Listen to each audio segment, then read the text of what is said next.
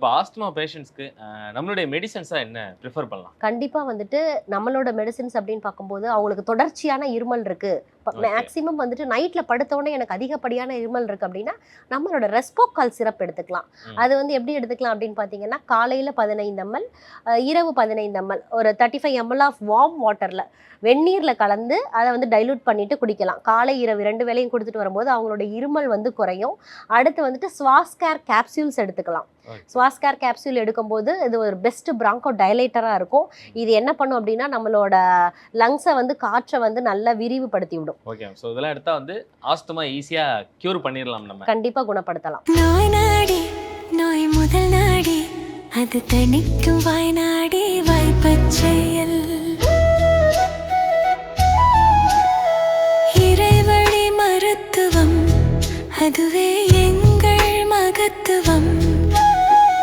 இறைவழி மருத்துவம் அதுவே எங்கள் மகத்துவம். அனைத்து நோய்களுக்குமான குணம் டாக்டர் ஸ்ரீவர்மாஸ்.